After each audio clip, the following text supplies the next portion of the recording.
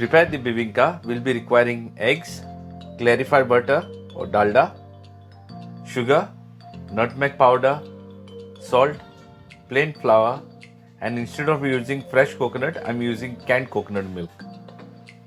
So let's do the caramel first. I'm using 3 tablespoons of sugar and 1.5 tablespoon of water. Keep stirring the sugar until the caramel gets golden brown. Make sure you don't cook this on the higher flame that the sugar will get burnt. Now the caramel is ready. Now let's leave this aside to cool it down. So in a bowl, let's take 400 grams of sugar and to this I'm using 10 egg yolks. Let's just give a gentle mix first. Now let's beat this up using a hand mixer. If you have a whisk, you can use that as well.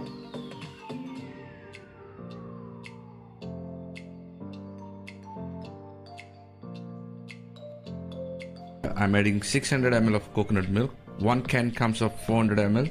400 ml I've added. Now I'm adding 200 ml of coconut milk. So another 200 ml of coconut milk now.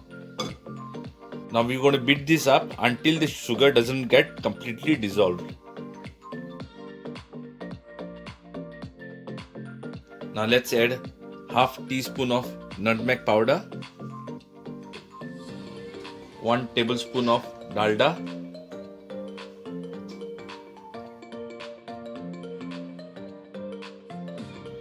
so I'm using 200 grams of plain flour. I'm going to use into small portion to mix it so that there's no any lumps formed in this.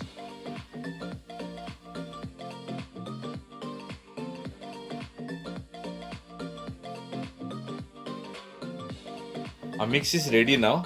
Now I'm going to go and strain this in a separate bowl.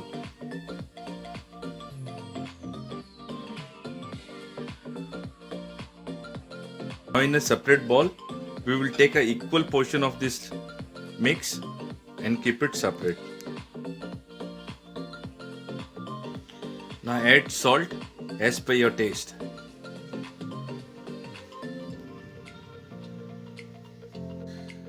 Now let's add the caramel mix into one of the mixtures. As you see now, one of the batter is lighter and one is dark over here. I've used caramel. Make sure that when you mix the caramel, it completely dissolves in this. And now let's go and bake the bibinka. Now let's grease the baking tray.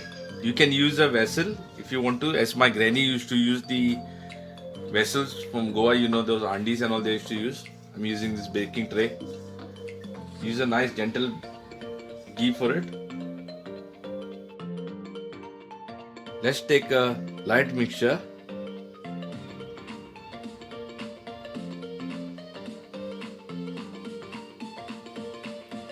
And now let's bake this for 10 minutes. So I've preheated the oven and I'm going to set this to cook for 12 minutes. Since mine is a fire oven over here, I'm going to take 12 minutes. If you've got an electronic oven, just preheat it for 200 degrees and then set it for 180 degrees and cook it for every 10 minutes. So the first layer is going to get ready. Let's wait and watch. So it's been 12 minutes now. Let's get this off.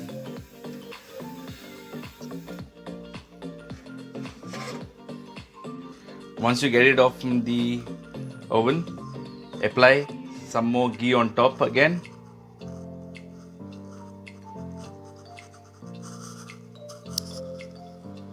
Now let's use the caramelized mixture.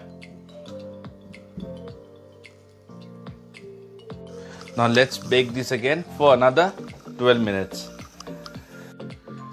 The second layer also is ready now, and we follow with the same procedure again. Apply for some more dalda on top and then we go with another layer, and this process will continue as long as the complete batter is not being used. So this is going to be the last layer now. So I'm applying the clarified butter, the ghee on top again.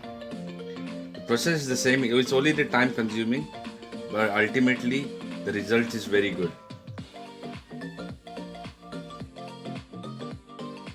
So friends, our bibik is already been baked and it's ready now. So we'll just have to leave it to cool down for a few hours. I'm going to leave it for 2 hours and then we're going to serve it on a plate. So our bibinka is cooled down now. It's been almost 2 hours now. I've set it to cool. Now I'm going to take a small knife and I'm going to give a nice gentle cut at the side so that it can open easily. Now is the moment of truth. Let's place the plate on top and just roll it over. Now let's take this off very gently.